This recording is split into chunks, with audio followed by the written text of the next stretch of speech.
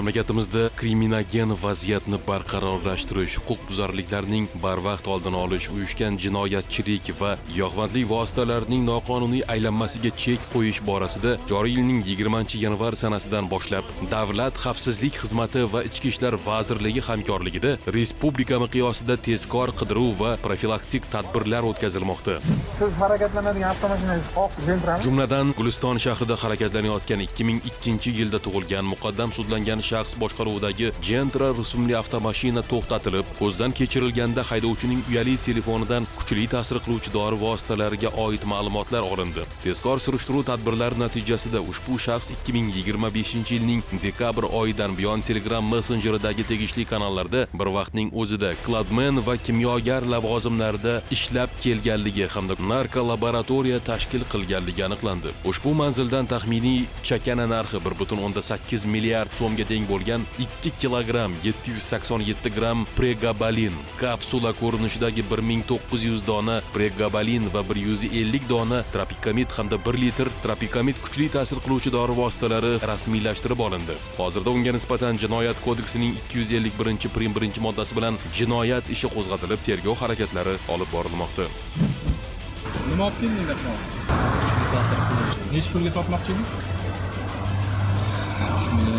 Davlat xavfsizlik xizmatining Toshkent viloyati bo'yicha boshqarmasi hamda viloyat ichki ishlar bosh boshqarmasi xodimlari tomonidan o'tkazilgan tezkor tadbir esa Toshkent shahrida yashovchi 1983, 1988 va 1998 yillarda tug'ilgan 3 nafar shaxs 36 dona Rigapen kuchli ta'sir qiluvchi dori vositasini shartli xaridorga 3 million so'mga sotgan vaqtlarida ushlandi. Shuningdek, ularga tegishli Spark rusumli avtomashinadan 108 dona Rigapen va 89 dona Zardex dorilari ham olindi. Nechta paket bo'ldi? Bitta hozir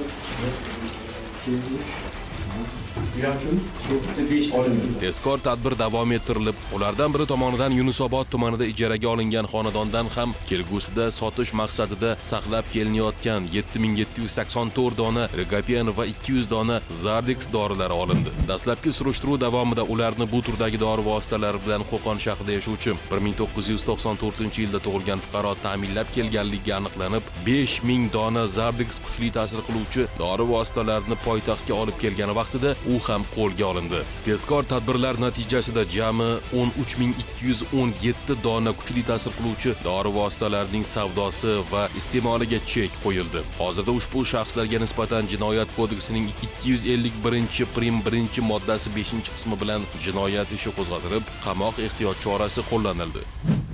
Uyushgan jinoyatchilikka qarshi kurashish yo'nalishida poytaxtimizning Mirzo Ulug'bek tumanida tovlamachilik jinoyatini sodir etgan guruh qo'lga olindi. Jumladan 1995-yilda tug'ilgan shaxs o'zining 4 nafar sheriklari bilan birgalikda oson pul topish maqsadida o'zlariga notanish bo'lgan 2 nafar fuqaroni urib tan jarohati yetkazish yo'li bilan ularning 500 AQSh dollarini o'zlashtirib olishgan. Mazkur holat yuzasidan guruh a'zolariga nisbatan Jinoyat kodeksining 165-moddasi 2-qismi v bandi bilan jinoyat ishi qo'zg'atildi.